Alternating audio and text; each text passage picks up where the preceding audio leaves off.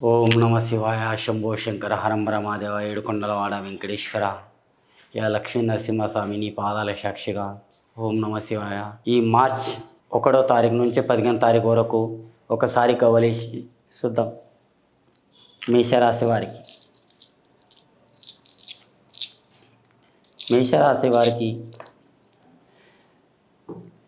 చూడండి. మేషరాశి వారికి గవ్వలు చిత్తా 3 పడ్డాయండి. చిత్తా 1, 2, 3 చిత్తా 3 పడ్డాయి. బోల్తా 2 పడ్డాయండి. ఈ మేషరాశి వారికి చూడండి, చేతుల డబ్బు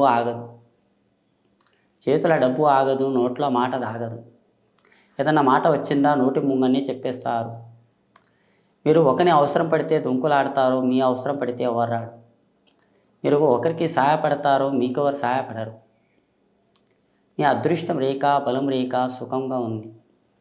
కానీ ఒకరికి మంచిగా చెప్తారు, చెడు మీకు వస్తుంది. కానీ మీరు తొడపుట్టిన వాళ్ళతోటి సుఖపడే జీవితం లేదు.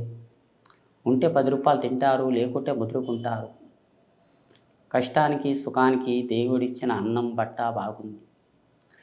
కానీ ఈ 3 పడ్డాయి అంటే అష్టమ దళిద్రం లోకులు సాగనిస్తలేరండి.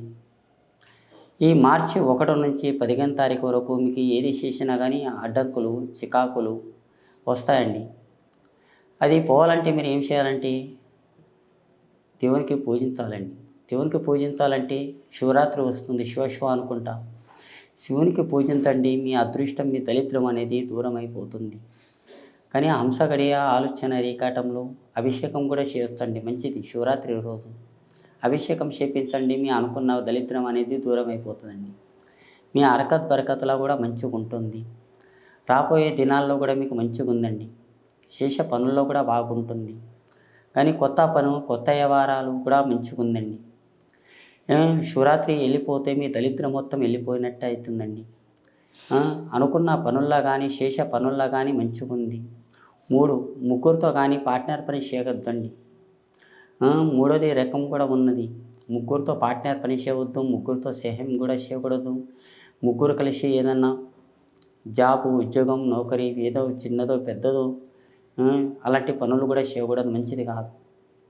ఆ అదృష్ట రేఖాటంలో 3 కలర్ల బట్ట కూడా వేసుకోవద్దండి. ఒక షర్ట్లో కలిసింది బట్ట పసుపుది, వైటు ఒకటి అలాంటి 3 రంగుల బట్ట వేసుకోకూడదండి, మంచిది కాదు.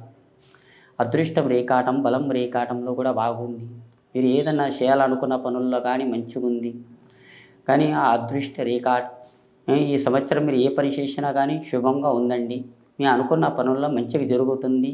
మీ కోరిన ప్రశ్న బాగుంది. జై శ్రీరామ్.